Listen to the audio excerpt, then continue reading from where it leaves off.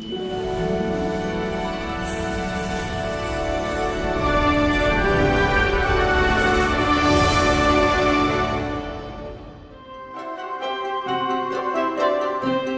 paper.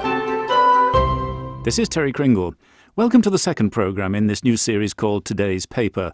What I do is pick a Manx newspaper at random out of the thousands archived in the Manx Museum and see what it tells us as a social document about the Isle of Man of the time in which it was bought. Now, there used to be a paper called the Mona's Herald and Fargar's Isle of Man Advertiser. It had a long and distinguished record, starting publication in 1833 and surviving until 1975. So today's paper is the Mona's Herald of Wednesday, February the 10th, 1897. Advertising on the front page, of course, and there's a big display ad for a company called Williamson's Cash Establishment on Prospect Hill, Douglas, offering for sale fruit left over unsold from Christmas, which had been 6 weeks earlier. They'd obviously bought up this fruit at knockdown prices to sell on cheaply. No sell-by dates or food hygiene regulations in those days. We find the first news reports on page 3, and it turns out that the island was in the middle of a general election. There are full reports of election meetings by journalists whose shorthand must have been superb, judging by the speech-making detail given. At a meeting held by a candidate in North Douglas called Mr. R.J. Kermode, we read that he was confronted by a question which has some resonance today. He was asked if he would make it illegal for tobacco to be sold to children under the age of 12, and he responded stoutly, "I am delighted with the question. I have no hesitation in answering it. I think no lad, before he has grown to maturity, should ever use tobacco." The social implication is that in those days it was not unusual for kids under 12 to be smokers. Now page 7, and some news other than the general election, a full report of the annual Santon ploughing match.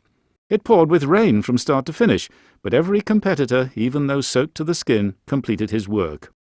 The reporter also permits himself a little waggishness in a rather heavy-handed way. The one fairly dry place in the field was where those who resort to it are generally supposed to get wet, the refreshment tent. In page 8 there is a report of the half-yearly meeting of the shareholders of Dumbbells Bank. Things were looking good, with profits of more than £12,000 and a dividend of 18% to be paid.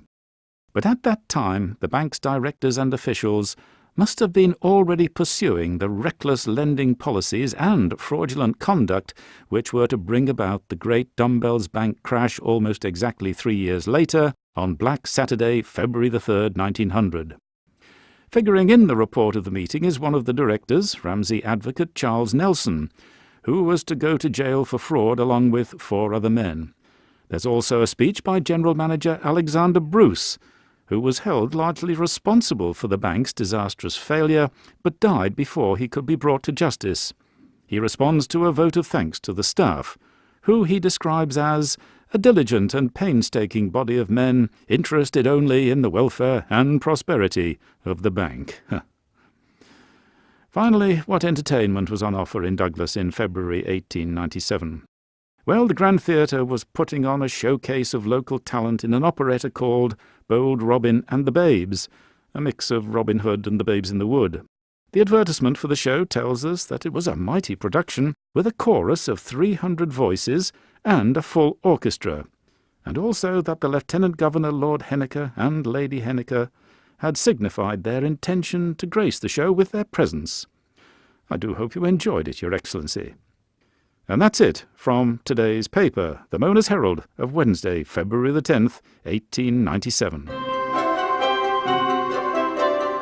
Today's paper.